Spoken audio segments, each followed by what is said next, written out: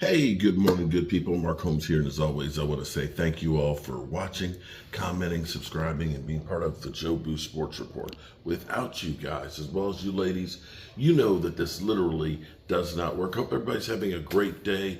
It is Thirsty Thursday. Me and the missus have had a great time here at Myrtle Beach, and we are headed back home because we got a lot of work to do. We've got the Senior Bowl this weekend, and we definitely want to start watching the future NFL players, future NFL prospects and things, and start figuring out what the Dallas Cowboys are going to do. I don't know if we can figure out what we're going to do because we still haven't been able to figure out what to do on our defense, because this is actually kind of comical. This is the problem for the Cowboys. We have been held hostage by the Dan Quinn situation unless we've had some inside information to know that he's just playing the game and that he's coming back. We've heard so many different things from Al Harris saying, wherever Dan Quinn goes, if he needs me, I'll be there. It's thoughts of when it was possible for Dan Quinn to go to the Seattle Seahawks, that Joe Witt was going to go with him to be his defensive coordinator, and Chip Kelly. Well, that whole plan went out the window, and probably a good thing for the Seattle Seahawks not getting Chip Kelly there. Now it's down to the Commanders. Now this is where it's kind of poetic, because you think that the Cowboys and the Commanders are the last two teams that have made to the NFC Championship game. We've had a little more success than, say, the Commanders have. We haven't had the litany of quarterbacks that they've had in that time, at least since 2005 with Tony Romo and Dak Prescott.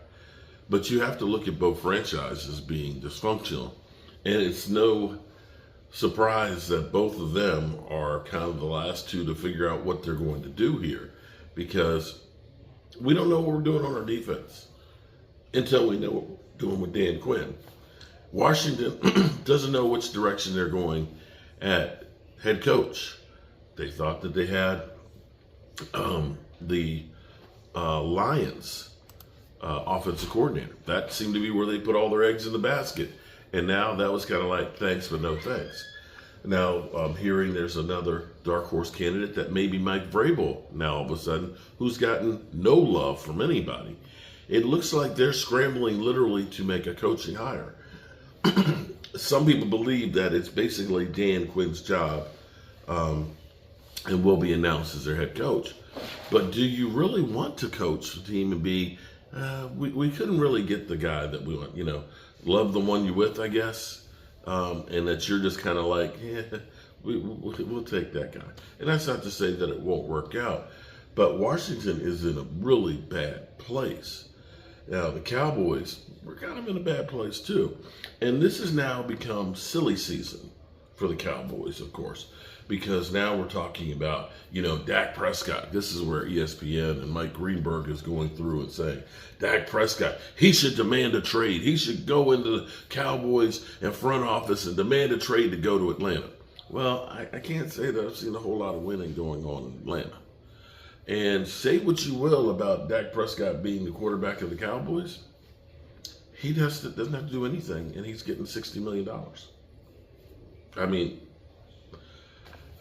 yeah, you're going to take a lot of flack and a lot of hate from the fans and stuff, but, I do this shit for free.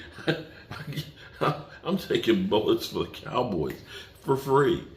He's at least getting paid $59 million to do that. But be that as it may, that's not going to happen. It's not going to happen.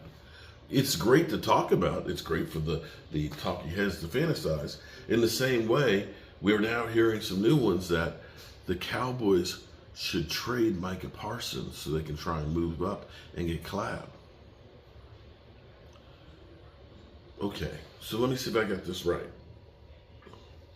You have a quarterback who got 4 more touchdown passes than anybody else, one of the lower interceptions, 4-to-1 touchdowns to interception rate, without a running game, who's owed $59 million. You're going to go ahead and eat that $59 million. You're going to take the best player that you've had on defense since D-Ware, and you're going to trade him so you can get another quarterback who may be better, maybe better than Dak, but your defense is going to suffer, and the problems that you had on the defense are now exacerbated because you've gotten rid of Micah Parsons. Do I have that right? Exacerbated. What she said. That's basically what we are talking about. This is like when people said we should get rid of Dak and trade for Russell Wilson, which would have been 2 number ones. One of which would have been Tyler Smith and Mozzie Smith. Now you could say, well, I'd be happy to trade Mozzie Smith for Russell Wilson. But in essence, that's what Denver gave up, the possibility of having a number one. And 2 years in, they're looking at taking a major cap hit. That's not to say it's Russell Wilson. Maybe it's the Denver Broncos. But maybe it's not Dak Prescott. Maybe it's the Dallas Cowboys.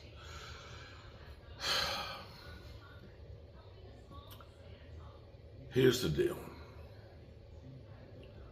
You can do everything to try and make a great team. You can go out and get all the talent. You can think you have the coaching staff, and you still might not make it. See the Eagles. It's possible. They went out the year before and they did everything possible to try and win a Super Bowl. They made it to the Super Bowl. They got this close, but they fell a little short. Now the Cowboys, truth be told, they haven't ever really gone in like that in a long, long time. Not since the 90s, not since we were trading Herschel Walkers and going for Charles Haley's and Deion Sanders. Jerry seems to proclaim that he's going all in. And I would say that they look at what they did last year as kind of really going in with those 2 trades. Jerry's definition of all in versus ours may be 2 totally different things. And the question will be or the first question, and we'll know by the end of March. It's not like it's going to take long. Within 2 months, we'll know if Jerry Jones means it this time or if he's just baffling us with bullshit. Because the number one thing you can do is extend Dak Prescott.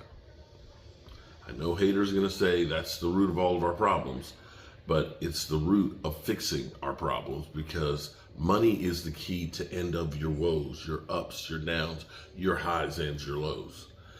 Let's hear the comical side before we got to get in the car. We'll be talking on the road.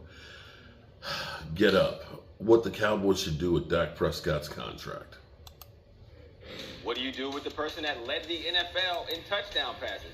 What do you do with the person that your owner called the best leader at the quarterback position in franchise history? You start to make a budget because he's going to have the Brinks truck backed up for him. Yeah, extending Dak Prescott would seem to be the logical thing to do. But we know in Dallas, logic doesn't always play a factor. You talk about all the leverage that Dak Prescott has. They can't tag him. He's got a no-trade clause. His cap number for next year is almost $60 million. So he has all the leverage in the world. Despite all of that, I need you to hear what Jerry Jones said yesterday at the Combine. Dak has done nothing to change my mind of any promise for the future. I think I said in the deal that we'd go as far as Dak takes us in the playoffs. Remember that? Right. We'd go as far as Dak takes us. Right. And that's how far we went. Oh, right. So Okay, so my That's point how far is we that went. doesn't change a thing. But we'll go as far as Dak takes us. okay. Right? Was it, So I shot or compliment? I misspoke. They're at the It was a Senior bar. Bowl, not the Combine, but that's obviously not the lead here. Stop acting like those ain't bars, Dom. What they are bars. What did he just say? What did he just say? What he just did was open negotiations, right? Like they are going to talk about an extension this offseason. It remains to be seen if they get there, because we remember the last time it wasn't easy. But here's Jerry kind of putting it out there, like, all right, well, you want an extension, but we haven't really gone as far as we want to go with you. Maybe, so I think that's what this is. I think it's a first salvo in negotiation. Okay, let me say this. Look, pan right here. There is Just get it over. no negotiation. Yeah. This dude has all the very rarely in your life are you going to get this much leverage. and Dak Prescott's got a $60 million number against their cap. No trade, no franchise, he gonna do what he wants. What he needs to do is write a really big number on a piece of paper and hand it to Jerry and say, Jerry, let's get it done and then move on. Let's go sign other players, whatever else we got to do. That should be the negotiation if you're Dak Prescott. If he's trying, I mean, it appears that Dan is right. The only thing that makes sense is that he's trying to create some sort of leverage. This is an awful way to create leverage because essentially what he's doing is like perpetuating this conversation that's kind of absurd that Dak is not good enough, and that is not going to do anything This is what it's all about. the fools within their fan base that are going to say this and put more and more pressure on Dak and make it more and more uncomfortable for your quarterback. You got a good quarterback, pay that man. Can I stop you for a moment there? The fools within their fan base are one thing. How about the fools within the family? Lest we forget, this is coming from inside the house. We had Micah Parsons' brother. We had C.D. Lamb's mother as You hear the narrative, as don't a you? week ago suggesting that he's not Parents, worth dad, mom, everybody's in. He's not worth all the money that Jeff says he's going to get. And so this Jerry Jones's behavior right now and in previous contract negotiations are the reason why these people feel emboldened to say stuff like this. And whether Jerry Jones wants to win a championship or create a reality show, I'm not quite so sure. But this does not seem to be the most productive thing to do if you are trying to create a galvanized team that can win a championship around Dak Prescott. Just pay the man and tell everybody else, shut up, this is our guy. We came up short, but that doesn't mean that he's not our guy. But he did the absolute opposite of that. It's dumb. I don't know how else to say it. But the point is, Cowboys we are always just dumb. talk about things that make sense that don't make sense. But you guys know better than anyone because you sat there and negotiated with these owners individually. With Jerry. With him in particular. These decisions get made by one person at a time. So it doesn't matter what you think, I think, or anyone else thinks makes sense. There has never been a moment, ever, where it has seemed like Jerry Jones thought, Dak Prescott is my guy forever. He's going to be a Cowboy for life. He's going to be That's not the way he Staubach. He's going to operates. be Aikman. It has never felt that way. And that sounded like the opposite. If you get knocked out in the first round and I say we went as far as my quarterback took us, there's only one way to take that. As someone who is sitting on this desk because I came from a literal Jerry Jones reality show, I can promise you, like, Jerry Jones is speaking every week to the media. He is saying something about Dak Prescott. He's saying something crazy about shit. Mike McCarthy, so on and so forth. But in the game of football, the game within the game is the owner's job to try to get you to take as little money as humanly possible. I don't care how great you are. You could be their son playing football on their team. Their job is to underpay you, and as a player, it is your job to try to get that ownership in that franchise to overpay for your services. And Dak Prescott has done everything he's needed to do exactly that. He has led the league in touchdown passes. He has that $60 million cap hit. He has every piece of the leverage. So all that Jerry Jones could do now is try to sway the court of public opinion on why this is going to be probably a little harder than they That's where I anticipated. disagree with you. The job is not to try to get you to pay as little as possible. Your job is to create a culture and a team and a roster that can win a championship. And the I very- think that there are And, some well, pennies try not that to are pay not any more worth than you fighting have to. over because the cost of fighting Dak Prescott over a couple $1 million here or there, which you're Absolutely. not going to get, is detrimental to your team. Absolutely. And when I leave my tooth under my pillow, you know, there should be $10 when I wake up. Please And do. Santa Claus is real, and like all of those things, absolutely should be the case. It but should we're be. in reality, But that's- especially with Jerry Jones, That's because the we know how he issue between operates. an owner and a general manager. And when you're wearing two hats, you got to do two different jobs. Yep. Right. That's the problem. If you're trying to galvanize a team, Great point. that's where you do it from. When you're a general manager, you're trying to negotiate contracts. Yep. That is not where you're galvanizing the team. It's a private conversation. You can't have it in public, the court of public opinion like you're talking about. Dan. Yes. Great point. Tad Prescott, friend of the show. We know he's watching. And Tad, you know we're on your side. Oh, He said, you are. if I could get Dak out of there, I would. We're rehashing in the which old. Dak Prescott, with all of this nonsense and 31 other, well, let's say 25 other teams that would love to have him, is there a world in which he uses that Here we leverage go. to wind up somewhere else? When? You tell me. Yeah, in 2025, yes, I do believe there is such a world where he ends up on a different team in 2025. Look, the fact that Jerry Jones was a tooth fairy, he'd offer 6 and you were looking for 10, right? And he'd hope to settle at 8, right? So, like, he is negotiating. You said there's no you guys know as well as anybody, everything's a negotiation to Jerry. So, the fact that Dak Prescott's salary is what it is, the fact that his cap number is what it is, the fact that he has a no trade, a no franchise, that tells you that the last time they did this, that Dak Prescott and his agent Todd France kicked their butts. So, like, They did, what- and they're about to do it a lot of again. NFL teams is it's a business that has two objectives. One is to make money, Yep. and the other is to win championships. Most of the time, those things are not in conflict. When those things are in conflict, you show your true colors by the decision you make. And right now, those things are in conflict. And Jerry Jones seems to care more about, like, arguing Dak down than getting the team galvanized. Why are teammates' families saying the things they're saying about All right, we're going to leave it right there so I can get on the road. But you can hear Cowboys, well, Jerry Jones, mission accomplished.